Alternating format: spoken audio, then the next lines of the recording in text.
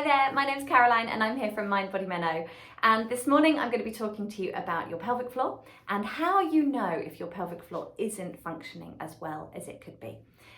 This is something I see a lot in women, and it's very, very common amongst women postnatally, but also, and perhaps surprisingly, also very, very common in women in midlife. And this is because your muscle mass is reducing. You may have historical issues already from pregnancies or from delivery. You may not, and it may just be that your muscle mass is reducing, and therefore the muscle that you have as a functioning pelvic floor group of muscles, that they're just not strong and they're not able to work effectively anymore. So what are the signs that you need to be looking out for? Well, the most obvious sign that most women experience is some kind of incontinence. The pelvic floor is responsible for supporting some organs, but also the openings of those organs in the bowel, the bladder, and the uterus. So when you might experience some form of incontinence initially, and that can take a few different forms. Stress incontinence is probably the most common and the one that we kind of giggle with our friends about the most, and that shows itself as leakage, usually from the bladder, but can be from the bowel. Leakage when you're coughing, when you're jumping, when you're laughing. You might take your first trip onto a trampoline with your grandchildren and then think, oh my goodness, what's happened? You might be out at a gym class and sneeze and oh my goodness, what's happened? You might jump, there's all sorts of reasons why, but any kind of stress on the pelvic floor, and if it's not strong enough, it's not going to be able to support those openings efficiently, so you get some leakage. So that's your probably the most common sign, and like I say, the one that we kind of giggle about, the one that we cover up a lot. Most women who experience this regularly wear some kind of pad, because it can be an ongoing problem. It can be something that you're having to really manage and live with. It may be that you only would ever dream of wearing black leggings to the gym. Again, something I've seen a lot of, and it's very, very common. The second type of incontinence is frequency incontinence. Now, this is where you just need to go all the time. You may find yourself saying things like, oh, there's a loo, I'll just nip in there just in case. Or I'm going on a long car journey, I'm going to go to the loo just in case. So frequency is a type of incontinence because it is where you are not allowing your bladder to build its strength muscles. So you're getting to a very low point in the bladder where it's not very full, but you're emptying at that point. So your bladder is starting to trigger very, very quickly. So your ability to hold a huge amount of urine in your bladder is really diminished.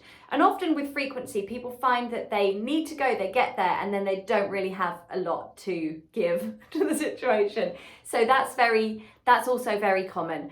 The third type of incontinence is urgency. This is the key in the door moment. This is when you've got bags of shopping in the boot of your car and you suddenly cannot get to the toilet quick enough. Again, it's urgency, it's habitual, probably rather than physical. 9 times out of 10 you will get there and you will find that you don't again really need to go. You just it's very often more in your mind than actually physical in your body. So again, it's the bladder not perhaps being strong enough, not giving you the correct signals. It's you needing to retrain the bladder and retrain the pelvic floor to be able to hold it in that situation. So even if you are really desperate to go, even if it is really urgent, you're still able to hold and manage that situation. So those are your 3 types of incontinence, and those are usually the reasons why women realise that they've got an issue with pelvic floor. But there are some other areas that you might want to look at. So things like back pain, lower back pain can be strongly linked with issues to pelvic floor because it implies a weakness in the core canister. So if you imagine your core muscle group as a tin, you've got your diaphragm at the top and your pelvic floor at the bottom, but your back extensors sit at the back of that tin. So if your pelvic floor is inefficient and not supporting your pelvis properly, your lower back is having to do a lot of work to make up that shortage. So you could find that you're experiencing lots of tightness in your hips, or overwork in your knees, or sciatic pain, but particularly lower back pain. Lower back pain can be very, very quickly and fairly safely supported by a rebuilding in the structure of your pelvic floor. So that's often something that I see, and treating that by strengthening pelvic floor can be a very, very effective solution to lower back pain. Often I also see is shoulder pain, neck pain and jaw pain. And it's this tension. I see this a lot in women. I would say this is probably the number one thing I see in women related to pelvic floor. And again, this is where your shoulders, your neck and your jaw are all working really hard to tense, to hold you up, because your pelvic floor is not doing enough of a job to lift you from the base. So what you might find is that your whole core might be a little bit weak. You may well find that your posture isn't great. So if your shoulders are lifting up and rolling forwards, you are actively reducing the efficacy of your lung function. And as soon as you start to do that, you reduce the efficacy of your pelvic floor. Because if your diaphragm is not able to freely lift and lower, then neither is your pelvic floor. So it can be a bit of a chicken and egg. You could be somebody that spends a lot of time at a desk.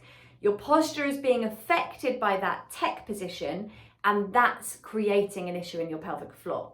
Or it could be that your pelvic floor is already weak, and that's creating a need in your shoulders to hold you up like a coat hanger. So shoulder, neck, jaw pain can be a huge red flag for pelvic floor. The other thing you might find is that you're experiencing some difficulties with balance. And this is probably more common in the older age group, probably menopause and post-menopause age group. This is where your pelvic floor is not functioning as an efficient part of the core team. So you may have strong abdominals, your lower back might be strong, but if your pelvic floor isn't plugging that gap at the bottom, then your balance is not going to be good.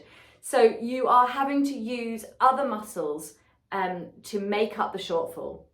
And that might, again, cause pain elsewhere. It might cause a tightness in the pelvic floor. You might be finding that you're gripping your pelvic floor and really holding it lifted the whole time. Again, it's quite hard to know which is you, but certainly things like back pain, other sorts of pain, which we're going to come to in a second, lack of balance, can imply a lack of mobility in the pelvic floor. So your pelvic floor should be moving with you. It should be responsive and adapting to your environment and the changes around you. If your pelvic floor is always switched on and it's tight and it's being held in position, then it's not moving, it's not responsive. So things like back pain can be really common because you're holding all that clench into your lower back, all that tightness. Your things like stress incontinence can be really common because every move you make is landing on a hard surface rather than a bouncy surface that's just going to respond and react. So a tight pelvic floor can be really inhibiting for your balance. So definitely something to think about, learning some ways to release and relax your pelvic floor. Also, if you're somebody that comes to do your pelvic floor exercises and you can't feel it, you can't, no matter how many times you do it, you can't feel that lift. You just can't get the connection. That's very often a sign of a tight pelvic floor because it's already lifted, it's already engaged. So you need to work on releasing it first. And that's where we come to things like painful pelvic area, painful intercourse. This is often quite common. Constipation. It's often very common in dancers, ballerinas, people that have really been lifting their whole lives and extending and opening. They've got this incredible, beautiful posture, but they've overused their pelvic floor and it's now tight and it needs releasing. Things like constipation can be a really big red flag for a tight pelvic floor because you can't release enough.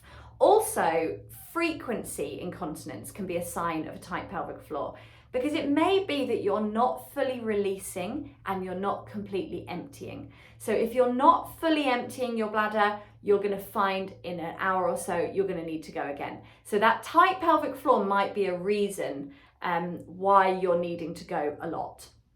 So those are the main signs. Those are the things that I would be looking out for, and the things that you might just resonate with.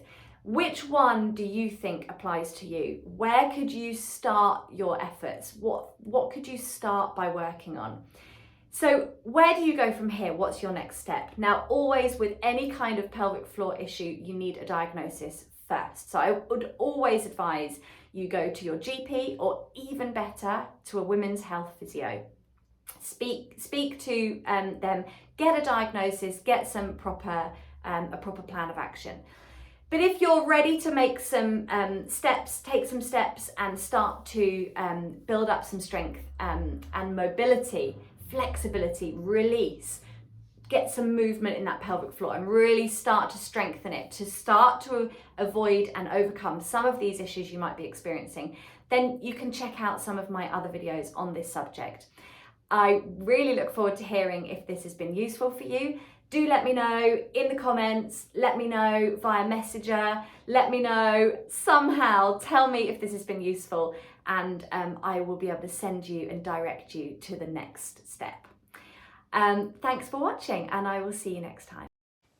Thanks so much for joining me. I really hope you loved this video. Be sure to subscribe and share this with another person in your life who you know would love it too. And if you'd like to know more about Mind Body Meno and how we can support you through menopause with tailored movement, expert advice and a community of women just like you, then click the link below in the comments. But for now, if you're ready to just enjoy another session with me, then just click here.